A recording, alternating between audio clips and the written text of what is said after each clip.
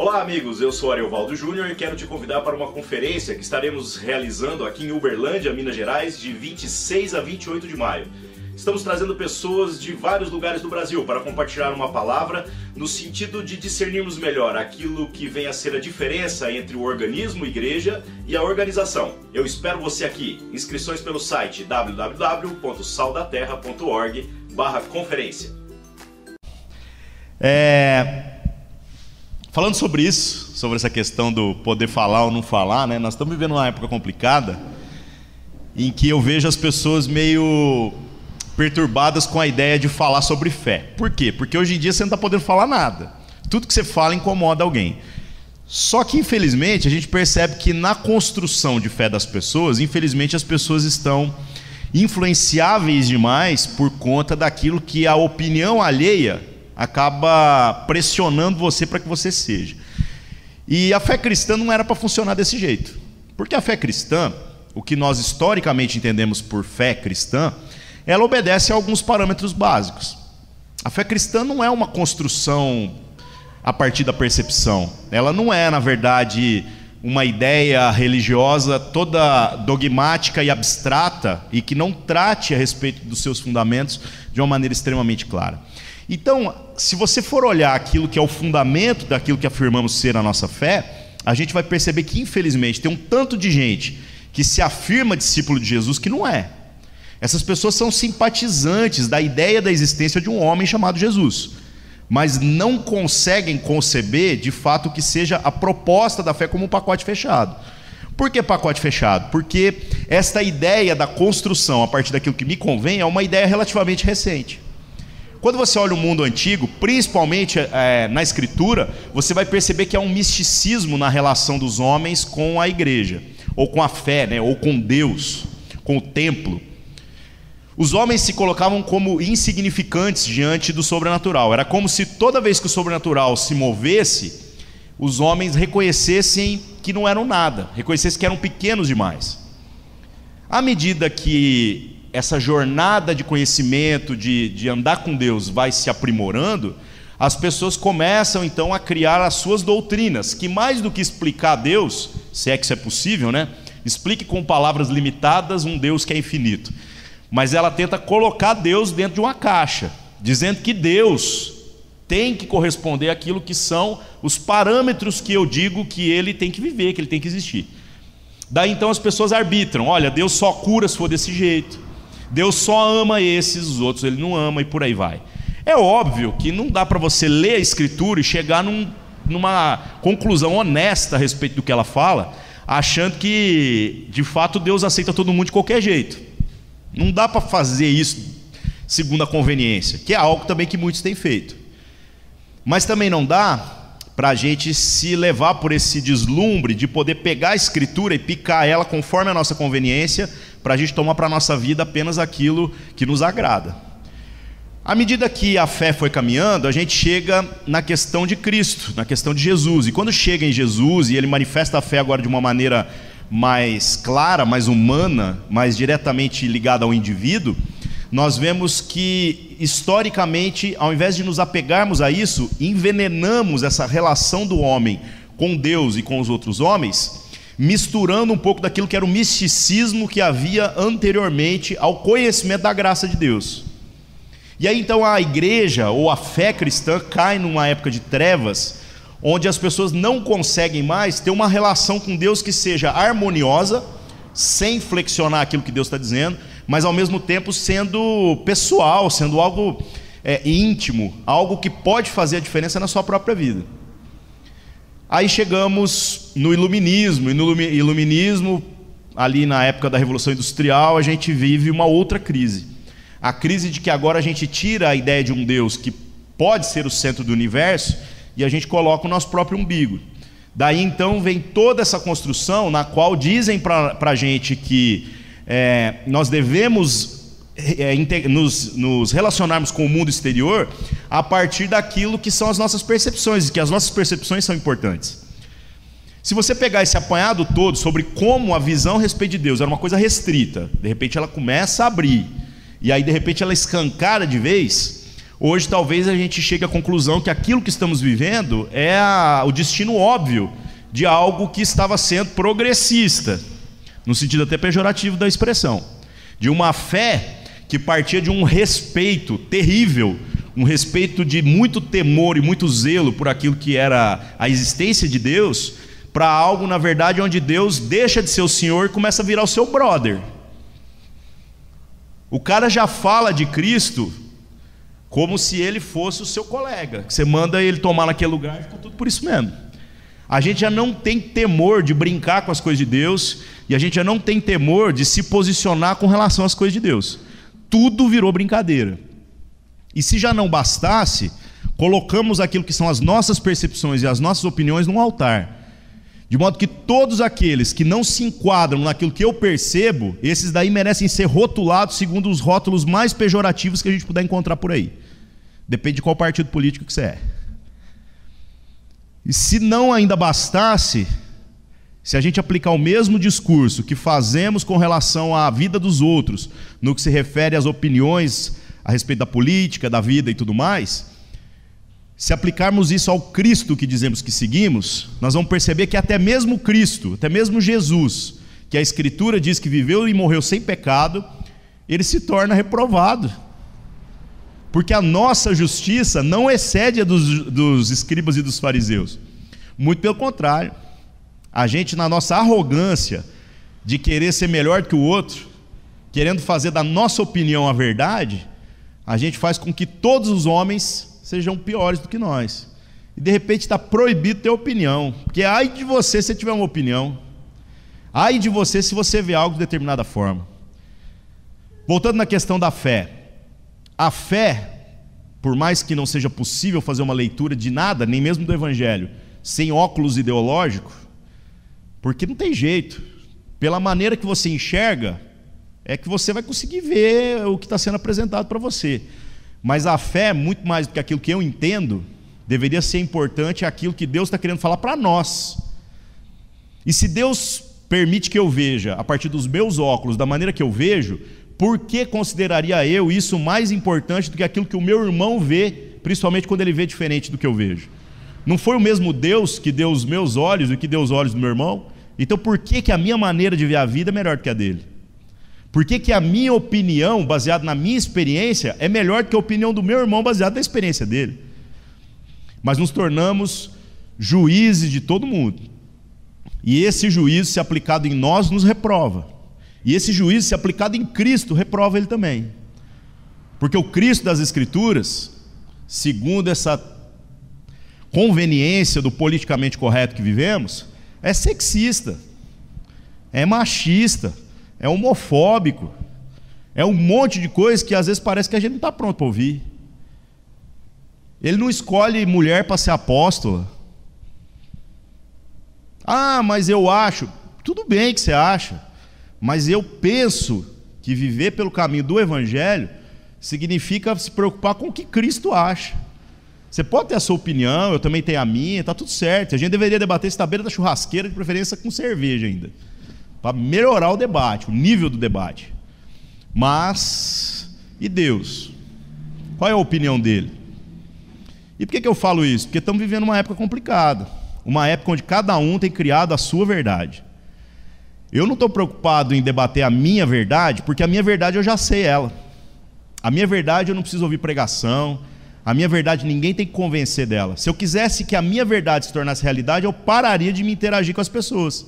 Eu viveria só no meu mundo interior, debatendo comigo mesmo, onde eu sempre ganho todas as discussões, afinal eu convenço a mim mesmo de maneira espetacular. Eu ficaria apenas lendo as coisas que me convêm, eu ouviria as músicas que me agradam, eu procuraria as pregações que não me incomodam, e assim eu viveria tranquilamente. Mas não é esse o caminho de Deus para nós. O caminho de Deus para nós é a gente se preocupar com o que Deus está falando através do outro. E a gente conseguir viver uma teórica harmonização das diferenças, por mais difícil que isso seja. Tentando discernir onde que está a opinião de Deus no meio da comunidade que manifesta diversas opiniões que até são contraditórias. Então um diz que Deus prefere os pobres, o outro diz que Deus também quer salvar os ricos. Onde está a verdade? Então a verdade não está numa opinião, a verdade é uma pessoa, Cristo Jesus. Então ou a gente volta para a Escritura com temor e respeito, de preferência até no modelo velho testamentário, para que a gente pare de coletar versículos segundo a conveniência, ou então sempre a nossa opinião vai ser uma opinião parcial a respeito daquilo que Deus poderia estar ensinando para nós. Então, irmãos, não tem jeito. Se o Evangelho não incomoda a gente, se a gente lê o Evangelho a partir do nosso próprio óculos, e a gente acha que esses óculos dão para nós a visão perfeita, que todo mundo não enxerga bem porque não enxerga pelo meu olho, então eu vou te falar um negócio, esse Evangelho não tem nada de boa nova para nós. Esse Evangelho é o Evangelho da desgraça. Porque você já está cultivando nesse Evangelho aquilo que te convém. Se o Evangelho não dói em você, igual você está fazendo doer para os outros, então você é um hipócrita. Você é o cara que vai dizer: Senhor, Senhor, fiz muitas coisas em teu nome. E Deus vai dizer: se aparta de mim, porque você só viveu na iniquidade. Então a gente tem que aprender a viver na equidade. E a equidade é a vontade de Deus acima de todas as coisas. É tentar ler a Escritura e ler a vida dos irmãos, e ler os relacionamentos, e ler as diferenças, tentando entender que nós não estamos aqui para evitar o confronto. Nós estamos aqui para viver o confronto. A gente só não pode perder a relação, porque a relação é mais importante do que resolver o problema. Se Deus quisesse resolver os problemas entre os presbiterianos e os batistas, Ele teria botado na Escritura uma descrição claríssima de que com quantos litros se batiza uma pessoa, quantos litros d'água. Era muito fácil, não custaria nada para Jesus. Ele fala assim: olha, então vocês vão, batizem as pessoas em nome do Pai, do Filho e do Espírito Santo com 150 litros d'água. Pronto, acabou o problema. Mas Ele não fez. Ele não fez, porque a relação é mais importante do que resolver o problema. E daí então a gente tem que parar para olhar a nossa maneira de viver diante das coisas que Deus está dizendo para nós, e o tempo todo pensar se aquilo que a gente tem vivido é de acordo com aquilo que Deus fala, ou se é de acordo com a nossa própria conveniência. Com relação à conveniência, é muito interessante a visão de Paulo, né? Paulo fala: ó, ainda que nós mesmos, ou um anjo do céu, vos pregasse outro evangelho além do que já vos pregamos, seja anátema, seja amaldiçoado. Ele não está proibindo a igreja de ouvir um evangelho de outra pessoa. Ele está dizendo que mesmo que ele passasse a pregar um evangelho que não mais fosse segundo essa verdade de Cristo Jesus, mas fosse segundo aquilo que é a conveniência dele, até ele deveria ser amaldiçoado. Agora, será que nós temos esse entendimento, né? O entendimento de que não importa a minha opinião e não importa a opinião do meu irmão, nós precisamos encontrar uma harmonização das opiniões, no sentido de buscar aquilo que é a vontade de Deus? Ou será que a gente está militando em causa própria? Ou será que a gente está perdendo sono e tomando raiva das pessoas por conta daquilo que são os nossos interesses? O Evangelho passa governo, entra governo, e ele continua aí. Vem fome, vem fartura, vem plano econômico, e o Evangelho continua aí. Passou o Estado feudal de direito, nego lutando lá pela parada, e o Evangelho está aí. Então a gente para de olhar para a vida, tentando adaptar o Evangelho à nossa conveniência, ou então nós não temos parte com Deus. Não tem jeito. O Evangelho é extremamente simples. É só você olhar para a vida de Jesus e tentar prestar atenção se a gente tem feito as mesmas coisas que Ele fez. Se a gente caminha com as pessoas que Ele caminha, se a gente sente as dores daqueles que sofrem da mesma maneira que Ele sentiu, se a gente tem chorado com aqueles que choram e a gente tem se alegrado com aqueles que se alegram, se a gente tem repartido as coisas que Deus tem nos abençoado, porque entendemos que tudo é nosso, se de fato somos filhos de um Pai, então para que isso se torne realidade nós precisamos começar a reconhecer os irmãos. Agora, se entre nós há divisões, se entre nós há gente que acha que a sua percepção a respeito da vida é superior à percepção dos demais, então nós estamos fazendo tudo errado. E aí, meus irmãos, não há esperança, né? Não há esperança de que o negócio melhore. A gente está aqui para orar por diversas coisas hoje, e esse é o grande desafio para nós. Nós entendemos que não podemos colocar diante de Deus orações também que sejam segundo o nosso interesse e a nossa conveniência. Nós podemos e devemos pedir sobre todas as coisas. Mas se nós, seres mutáveis, estamos tentando convencer Deus, que é um ser imutável, de que a gente está certo e Ele está errado, eu acho que nós vamos ter que orar muito, viu? Mais do que uma eternidade para argumentar com Ele e tentar convencer Ele. Agora, se a gente sabe que não é pelo muito falar e não é pelo muito insistir, é bom que o nosso coração esteja naquilo que é importante. Que a gente aprenda a sentir as dores uns dos outros, principalmente aquilo que o outro sofre, e não aquilo que o outro levanta como bandeira, para que nós possamos nos colocar em oração por aquilo que é importante. Então, independente da situação que o nosso país vive, será que a gente ora para que Deus não permita que o pobre, que aquele que sofre, seja desamparado? Ou será que nós estamos discutindo as flores que enfeitam o caixão? Nós estamos discutindo de repartir o luto daquele que morreu, ou nós estamos discutindo que tipo de flor que vai pôr no velório? Essa é a grande crise. Então, irmãos, que a gente possa ter um coração voltado para aquilo que é importante, entendendo que se você tem certeza demais de que você está certo e certeza demais de que o irmão está errado, então provavelmente você não entendeu foi nada. Porque a coisa mais importante que Deus nos deu é a relação. Resolver o problema é secundário. Se você se casa e acha que ser casado é resolver problema, seu casamento não vai durar nada. Porque os problemas de ser casado nunca acabam. Você resolve um problema, aparece outro. E não vai melhorar, vai só piorar. Só que a gente vai ficando calejado e apto, especialista em resolver problema. Agora, quando o nosso relacionamento, nosso compromisso está voltado para a relação, não tem problema que nos afeta. Porque a gente pega o problema, vai tocando de um para o outro, na hora que for oportunidade, chuta para o gol. E sempre dá certo. Então, irmãos, que a gente busque aquilo que é a vontade de Deus para nós. E sem sombra de dúvidas, a vontade de Deus para nós é que a gente valorize os relacionamentos. O outro, em primeiro lugar. A dor do outro, o sentimento do outro, a percepção do outro, em primeiro lugar. As minhas certezas eu coloco aos pés da cruz e deixo que Deus fale. Não estou dizendo para você não ter opinião. Tenha, defenda as suas opiniões.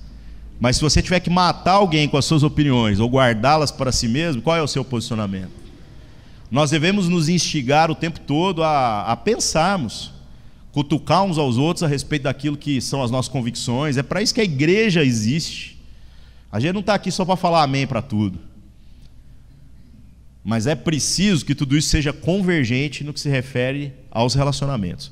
Que o nosso coração, mais do que esteja convertido a Deus, ele esteja convertido aos irmãos.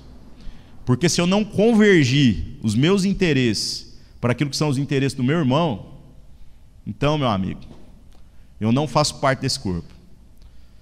Não é filho de Deus quem o reconhece como pai. É filho de Deus quem reconhece o outro como irmão. Porque até o diabo se prostra no último dia diante de Deus e reconhece que ele é Senhor. Agora, o diabo é incapaz de ver nos filhos de Deus um igual a Deus. Alguém que, não sendo apto e nem merecedor, ainda assim é cordeiro com Cristo. Então eu espero que o nosso caminho, a nossa jornada, seja mais parecido com a jornada de Cristo do que com a jornada do diabo. Amém? Vamos orar. Senhor Deus, nós nos colocamos na Tua presença e clamamos para que o Senhor nos dê um coração compassivo, um coração aberto a entender e sofrer as dores do outro.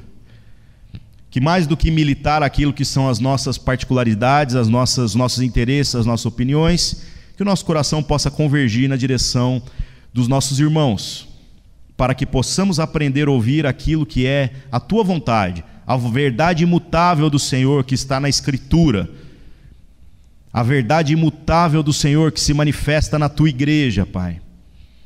E que o Senhor fale através dos irmãos, na comunhão, para que possamos buscar juntos aquilo que é esta verdade, aquilo que é a Sua vontade, a vontade que vai de encontro a governos, que vai de encontro à moral das épocas, vai de encontro ao politicamente correto, vai de encontro ao interesse de homens e mulheres.